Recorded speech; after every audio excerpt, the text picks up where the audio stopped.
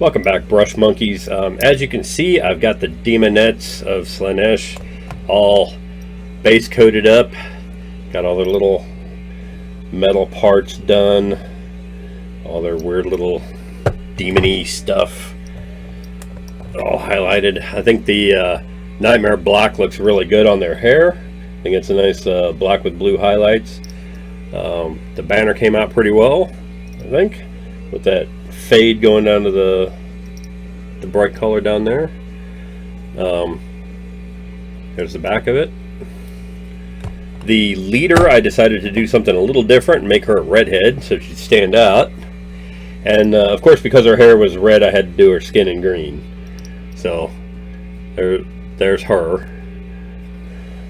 And as you can see, I did them all in different colors. Every one of these two look kind of similar, but if you look at them side by side, you can see one of them is more of a brighter, flatter color, and one of them is kind of a darker, glossy finish to it. Which once they're, oops, get them both on camera there. Once they're both shade washed, they'll look pretty distinct. Speaking of shade washing, that's the next step of the process.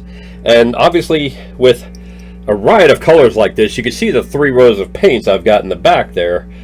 Of all the paints I used on these girls, even with common things like the claws and the hair, the corsets and their clothing being the same, their eyes all painted in there, and they got their jewelry on there. Even with those commonalities, just the difference in skin colors requires a huge amount of shade washes. So I'm using Citadel shade washes for all these. You can kind of see over here, I've got, those are all the highlight paints. Those are all the dry brushes I'm going to use on these girls when they're done. So right now we got to select the shade washes. So I think I'm going to shade wash all their hair with Nuln Oil. So there's that. This girl right here, the skin colored one, is getting the Reikland Flesh shade. Bear with me a moment here, because holy monkey, I got a lot of these. Okay, these two pink ones and this bright pink one over here are all getting Carroburg Crimson, and that's going in her hair as well. Don't need that one. Let's see. Okay, I've got Coelia Green Shade and Bealtan Green as my 2 green shades. And I think, just looking at them side by side, it kind of looks like Coelia Green Shade is darker and Bealtan Green is a little bit brighter. So I think what I'm going to do, contrary to instinct, is this one with the bright green skin is going to get the Coelia Green shade. And then this one with the kind of turquoise skin is going to get this Bealtan Green. And I think that's going to make them look really good together. The blue one, the blue one and the slightly purple one will get this Drakenhof Nightshade. And last but not last, let's see, all the claws and the feet and probably the banner, all the purple parts of them are going to get this Druchii Violet. And then last but not least, that bright yellow one. I haven't quite decided if I want to do the bright yellow one here, this yellow girl, in Cassandora Yellow or Fuegan Orange. I kind of feel like both would look really good. I think the Cassandora Orange, this one's going to get the orange. This one is going to get the yellow. I forgot I had another orange one on there. So there you go. Yellow to yellow, orange to orange. So there you go. Druchii Violet, Cassandora Yellow, Coelia Green Shade, Drakenhof Nightshade, Carroburg Crimson, Reikland Flesh Shade, Fuegan Orange, Bealtan Green, and Carroburg Crimson.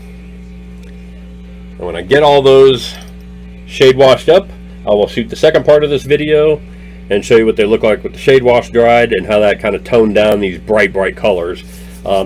Before we go into the dry paints and the highlights and brighten that back up. So stay tuned, and we'll be back with the shade washes.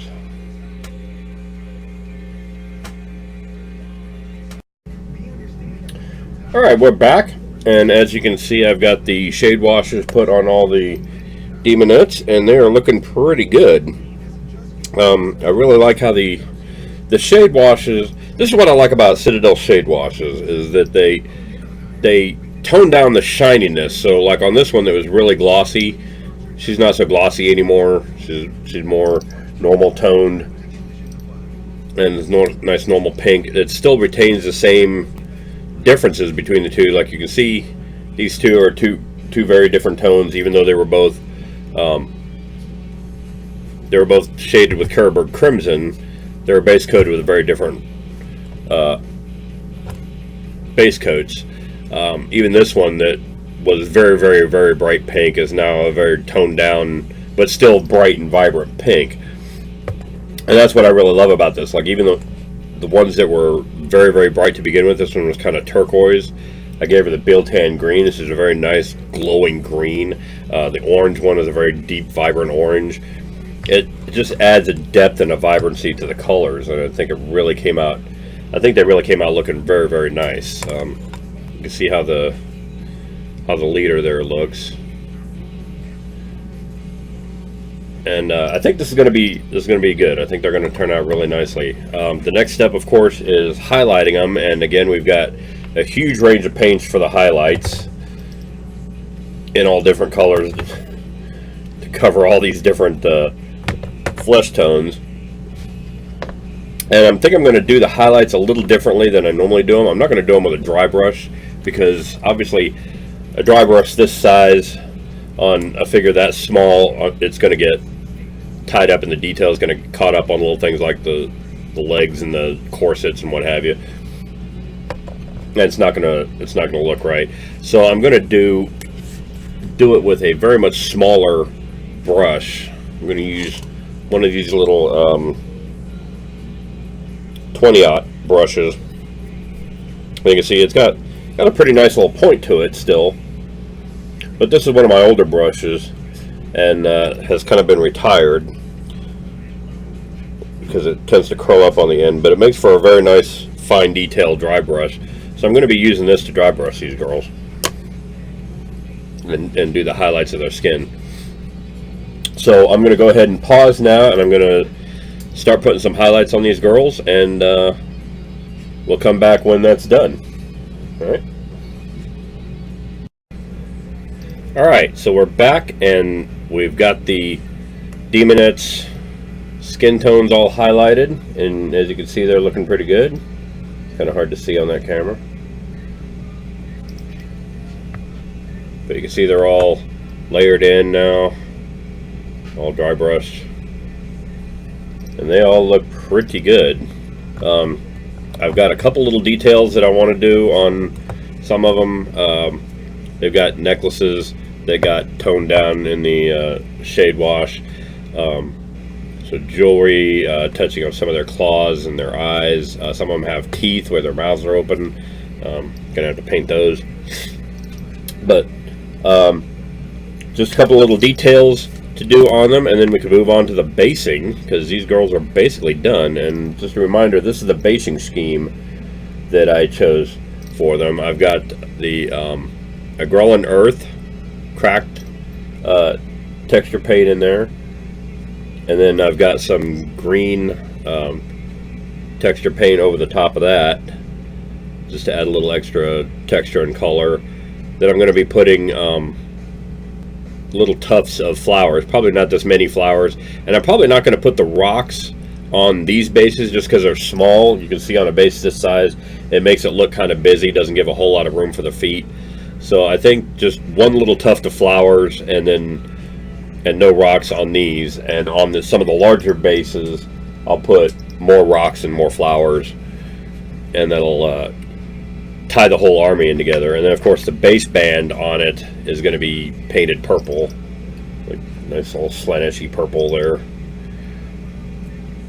around the bands of all these bases. When I go to paint the base bands, I'll take the Daemonettes off of these figure handles, and put them back on the sticky corks that I've been using, just because the Citadel handle doesn't really allow you to get to the entire base band in there. So we'll get back to that when I get ready to do the base. So that's it for right now. Thanks for watching, and I will come back when I get the basing done. Here.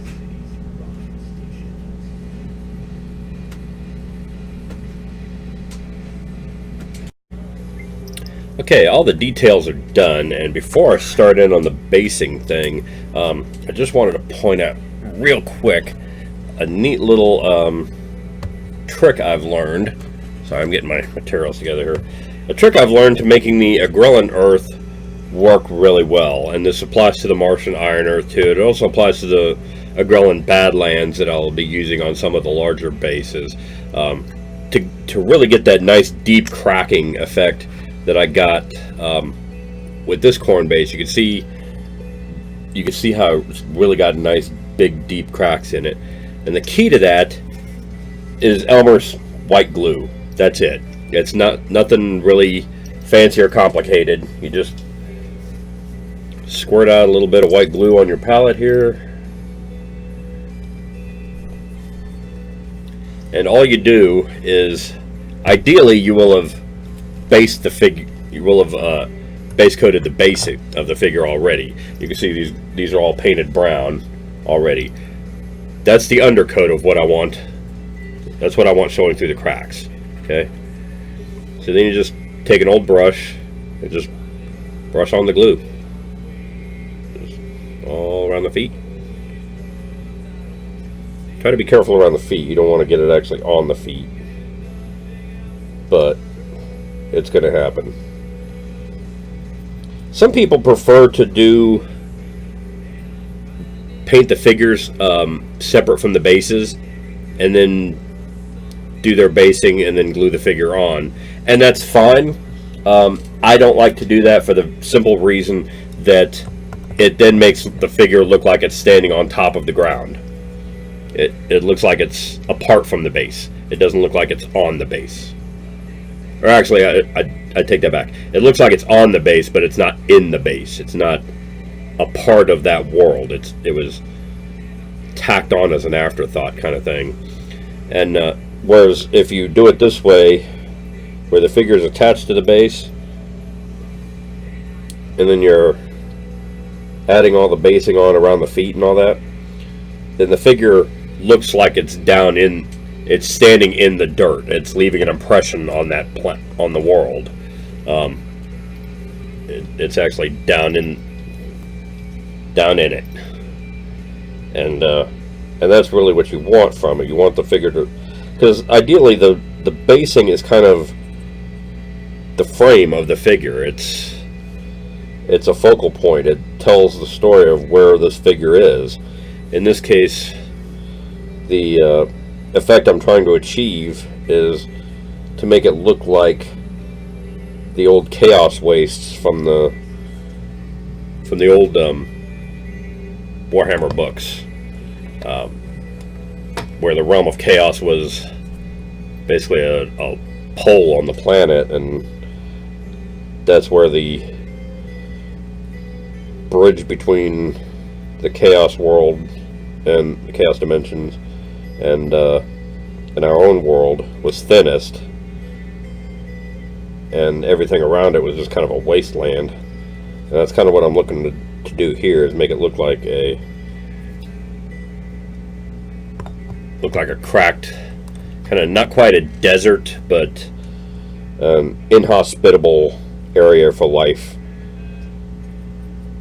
But of course, where the Slaneshi Daemonettes go, there's going to be quite a lot of life.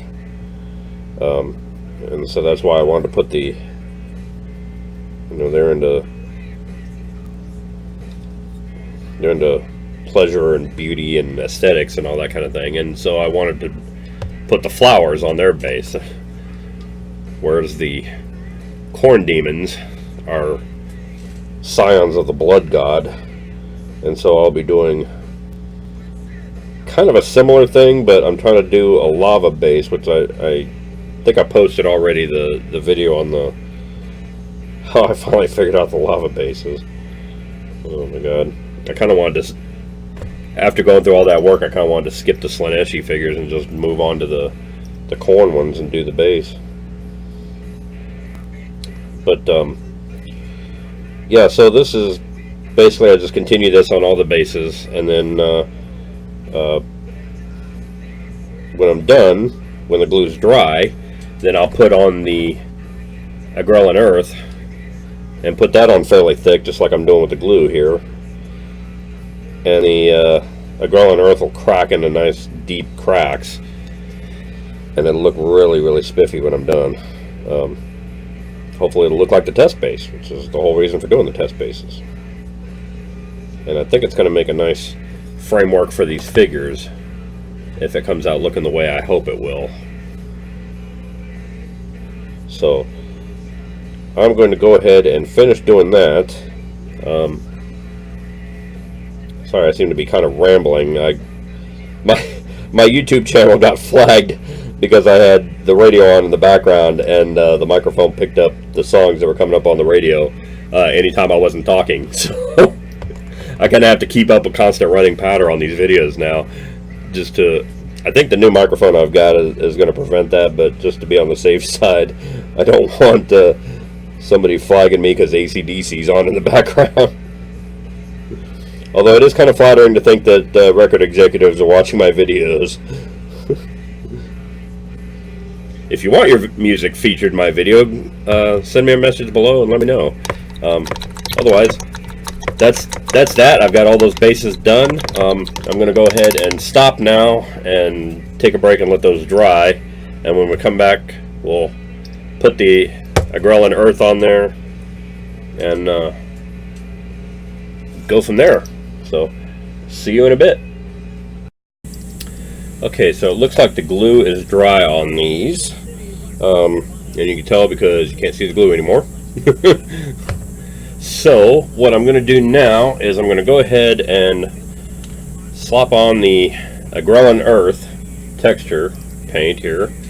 And then we'll let it sit overnight to dry and crack and do its thing.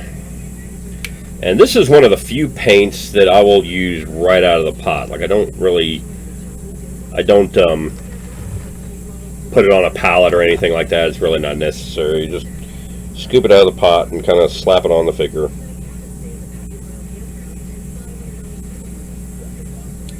And you want this stuff to go on fairly thick.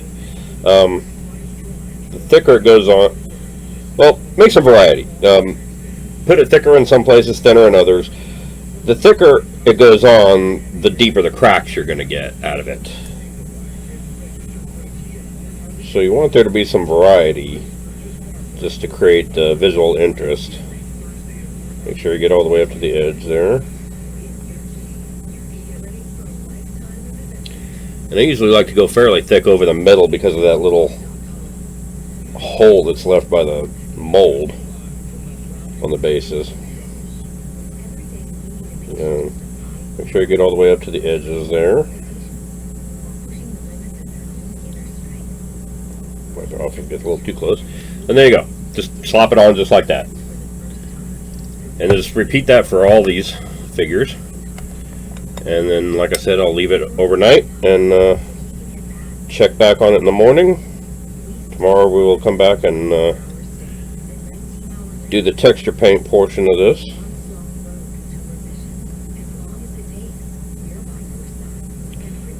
Now you may notice I'm getting a little bit on the feet on there, and that's like I was saying earlier about getting the figure into the world. Make the figure look like it's a part of it. It's standing in the dirt, not just floating on top of it somehow.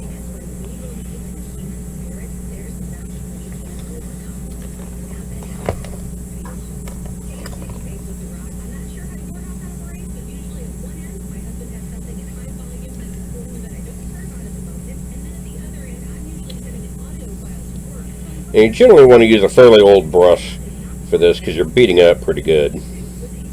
It's kind of like, this is kind of like dry brushing as far as techniques that are hard on your brush go. So I'm using Citadel small base brush, which needs to be replaced anyway. It's kind of on its last legs.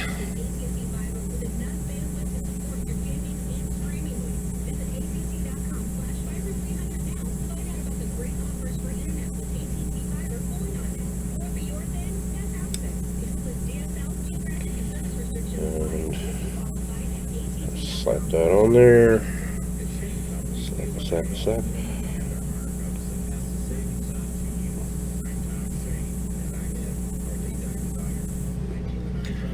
Okay. So far, I gotta say, I'm pretty happy with the way these are turning out. As someone who's used to painting larger figures like Space Marines and tanks and things like that, having something this kind of small and delicate come out well is a pretty good feeling. I was kind of impressed when my Tau came out as well as they did, because they're just tiny little peoples.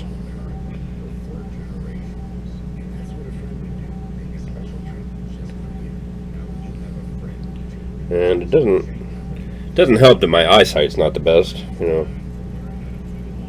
I'm 48. You get older, your eyesight starts going. It's kind of sad, but it happens. What are you gonna do?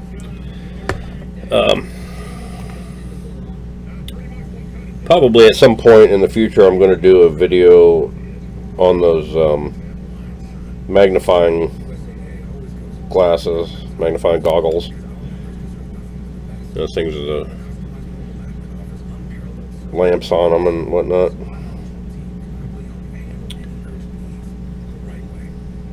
Show how those work. As you can see, this step doesn't really need to take a whole lot of time. Like I said, you're just kind of slopping it on there. And the thicker you put it on, the deeper the cracks will be. And this stuff actually dries pretty quickly. It's just getting late in the day, and I'm gonna go to bed soon, so. Because, like I said, I'm getting old. And this will probably be the last thing I get done today, and then tomorrow we'll, like I said, we'll go over the texture paints, and then once the texture paint dries, and we'll shade wash it. Then we'll glue the tufts on. Actually, scratch that. When the texture paint dries, we'll shade wash it. When the shade wash is dry, we'll dry brush the texture paint so it looks spiffy. And then we'll probably matte seal these girls. And then once they're sealed, then we'll glue the tufts on. Because there's really no point in matte sealing the tufts. Alright, so there you go. What is it?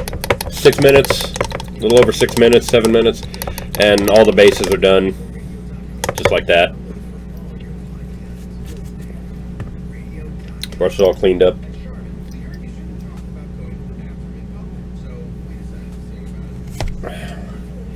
And you can kind of see. Yeah, I don't know if you can make that out on that crappy webcam or not, but it's only been 6 minutes since I painted this on. Parts of it are still wet, but the parts where it's thinnest are still starting to crack already. So that's going to crack pretty quick. But we'll come back to those girls in the morning, and it should be good to go. So we'll see you in a bit. Okay, so we got the crackle paint on there, and as you may or may not be able to see, it cracked pretty well. On some of them didn't crack so hot. That one's not fantastic. But there's some realistic variation. Some of them cracked really well, some of them didn't crack so well. Some dirt has more cracks than others, you know. That happens. Now we're going to go to our Lustrian Undergrowth, which is a Citadel texture paint. I'm not even entirely sure this stuff is being made anymore. I don't think it's available on the website anymore. I saw that my local store was out of it, and so I went and bought a ton of it from another store when I found it. I bought like 4 or 5 jars of it, and I'm down to my last 2. But all we're going to do with this is we're using the little Citadel texture tool here. It's got 2 ends. We're going to use a little narrow end here, and just scoop a little bit of it out like that and spread it on the base. And really what I'm looking to do is just create kind of a little trail of texture on there. I'm not looking to texturize the entire base. I'm just looking to do a little bit here and there.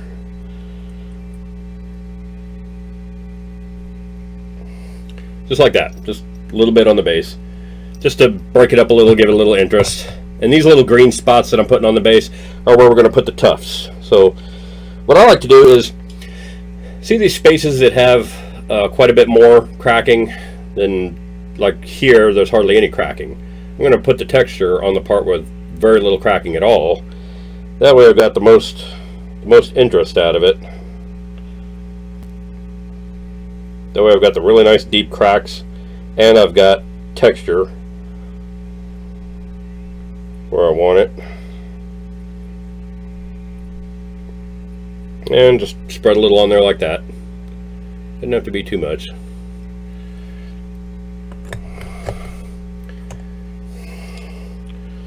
Do that with all of these.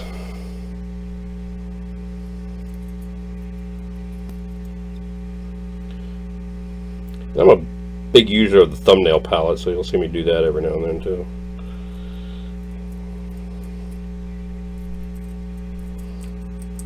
And that stuff, if you can't find Lustrian Undergrowth, don't panic.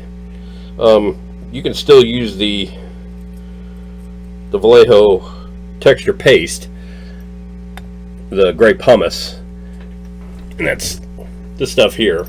And this stuff is actually pretty fantastic. You can buy a big tub of this for, this one's just over $10, and I'm not anywhere close to being out of this stuff. And it's essentially the same stuff as the Citadel texture paint. For what 2 of these cost, you could buy this thing, and it'll last you forever, pretty much. I mean, you can kind of see in there how much I've got left. It's still way more than this.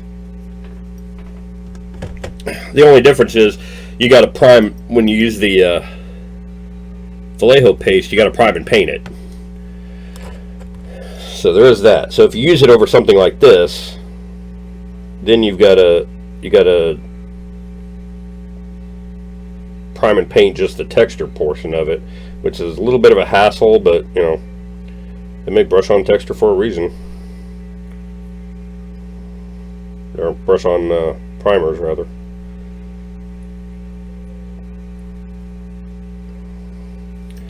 Okay,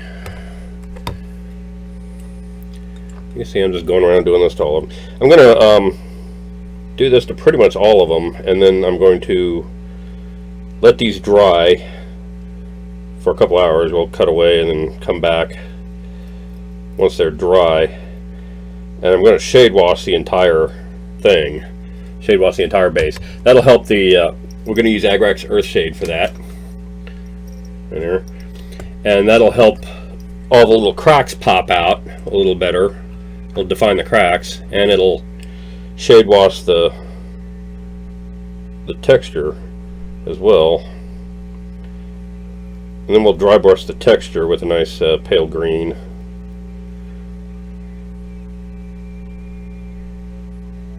Trying to get this texture right in. There we go.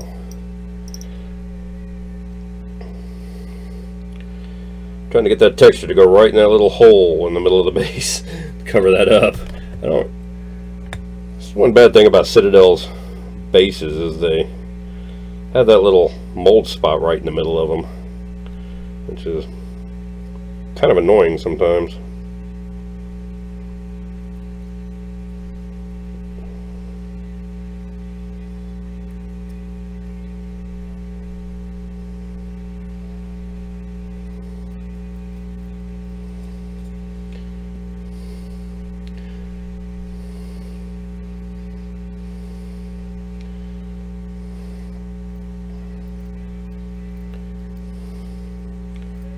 She got kind of a lot.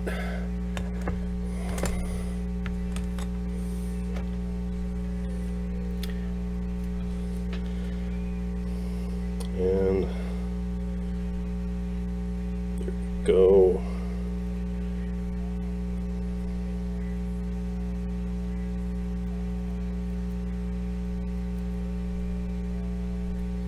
Like I said, when we go to put the tufts on, we'll put them on these little green spots. So that's kind of a shorthand to ourselves to remember where we're planning on putting the tufts.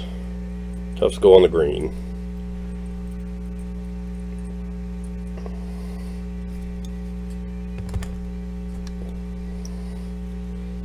So, like I said, it always kind of helps to look at the base and see where it crackled and where it didn't, and put the texture paint where it didn't. And when you're trying to decide how much of this stuff to put on, try to think about the size of your the size of the tuft you're putting on there, because some of them are pretty good sized tufts and some of them are not.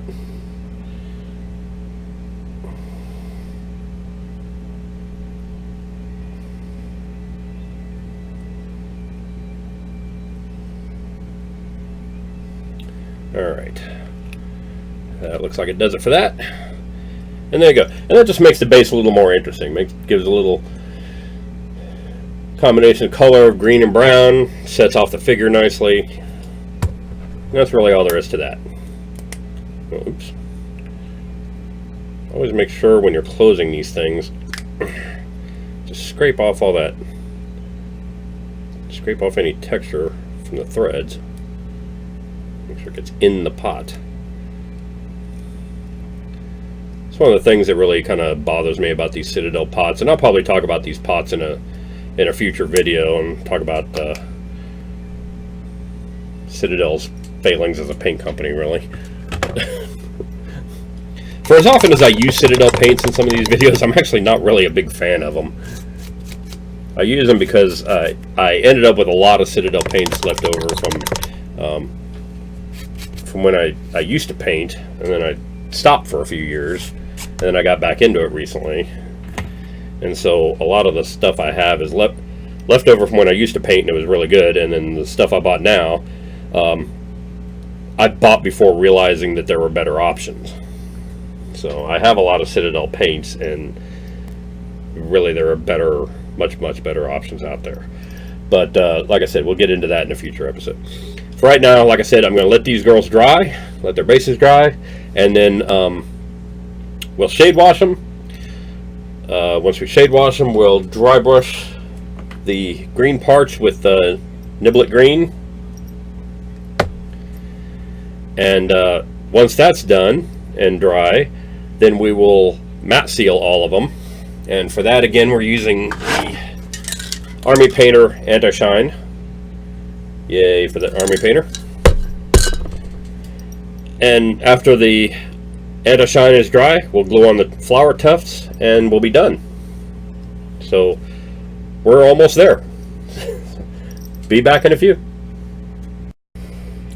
Okay, we're back, and as you can see, I've shade washed all the bases, and it looks like the shade wash is dry. So I'm going to go ahead and dry brush these now. I decided, since the ground was a little darker than I expected, and the cracks didn't show up as well as I expected, that I'm going to dry brush the ground with Citadel's Tyrant Skull, and then I'm going to dry brush the grass with Niblet Green. So go ahead and dry brush this now. Let's get a little bit there. And all we're going to do is very lightly dry brush over these dry cracked parts.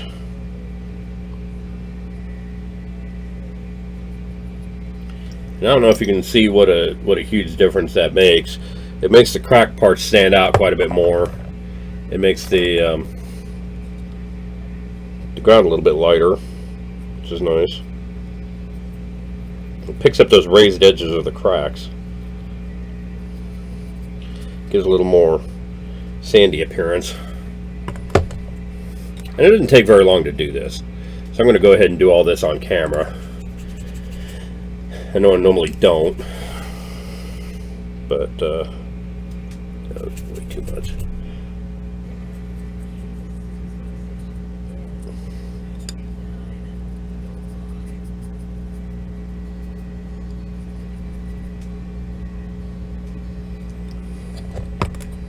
You don't need to be terribly accurate when you're dry brushing. You're just kind of trying to pick up the raised areas of the figure.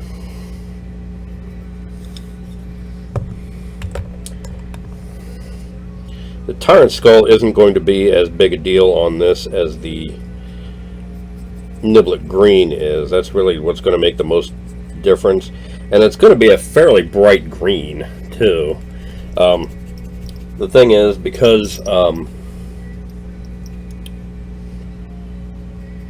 Niblet Green is also going to be where the flower tufts are going to be, you're not going to see it as much. So it's not going to stand out quite as much. It'll be a noticeable difference, but it's not going to be like, oh my god, that's bright green kind of thing. So I'm going to do this, and then once I'm done dry brushing, I'm going to move these girls over to the corks, because the next step is going to be painting these base bands. And while these Citadel handles are fantastic for getting a good solid grip on these girls, they're not very good for painting the base bands, because where they grip covers up part of the base band there. You can kind of see that on there. Right here where it grips. Grips part of the base band. And so it's not fantastic for that. And also, it's not great for matte sealing them for that same reason. Because part of the base band is covered up,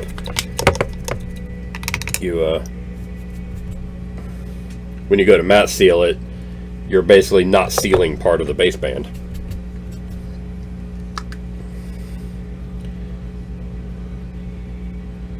Okay, get that Niblet Green on there. Scoochie, scoochie, scoochie. I'm just wiping off the excess on a paper towel that I've got over here under my wet palette.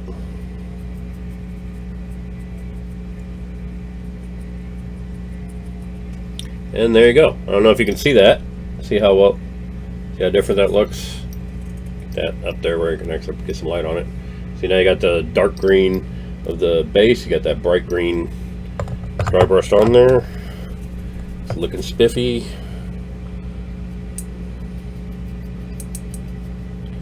And the dry brush is just picking up that raised areas of the texture paint.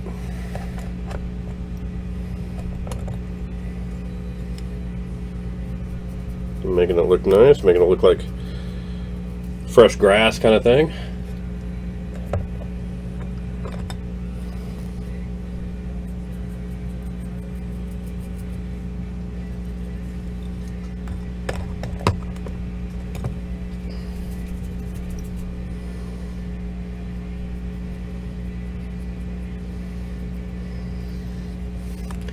And you can see this goes by fairly quickly. And it's a great thing about batch painting units like this, because there's 10 figures in a unit. By the time I get to this last one, the first one I painted will be ready to go. We'll be ready for the next step of the process.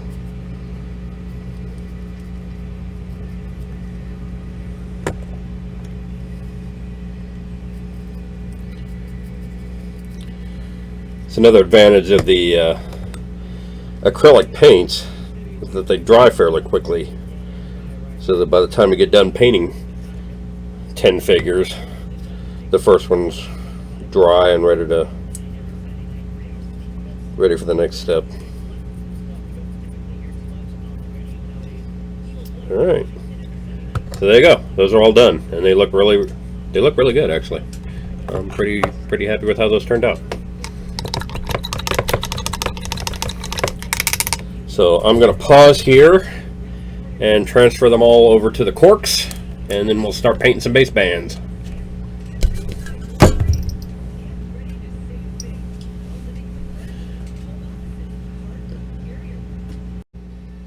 All right, we're back, and we've got the base bands painted. As you can see, I've chosen a nice kind of medium purple. This is Vallejo Game Color Heavy Violet. And this is a really great purple. It's nice, rich, kind of regal looking purple color. And I've painted, you can see I've painted the base bands of all these Daemonettes like this. I'll probably be painting the entirety of the Slaaneshi army with that same color schemes, just like the test base here.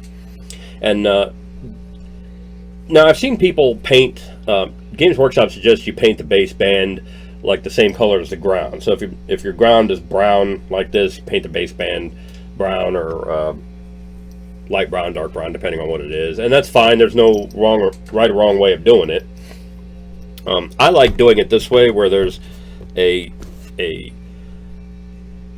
color scheme for the entire army.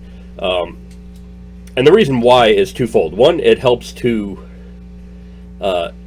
unify the whole army as a single unit. Like, even if you've got multicolored units like this, where they're all different colors, having that purple base band around there tells you they're all part of the same unit, they're all part of the same army.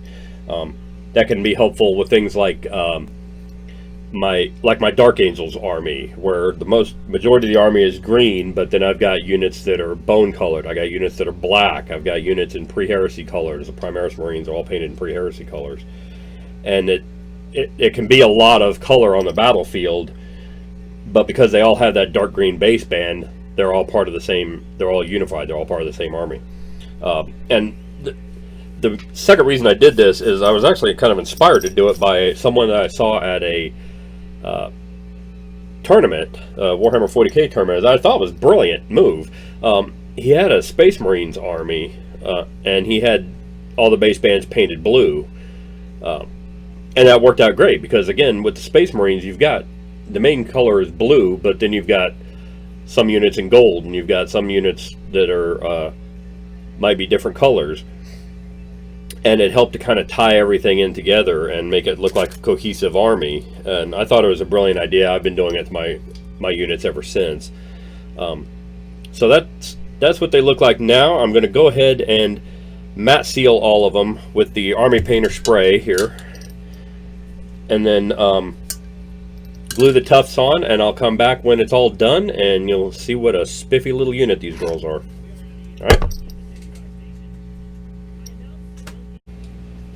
Alright, so there you go. A little drop of super glue and some flower tufts, and my Daemonettes are done. And they look pretty good. They're all matte sealed, they're all a cohesive unit now. They all got their flowers on their bases. I think I made a good call in leaving the rocks off the bases, because I would have looked a little busy with them on there. But I think they all look pretty good. So that's the first unit from the Realm of Chaos box set down. Next we're going to be doing the Seekers of Slaanesh.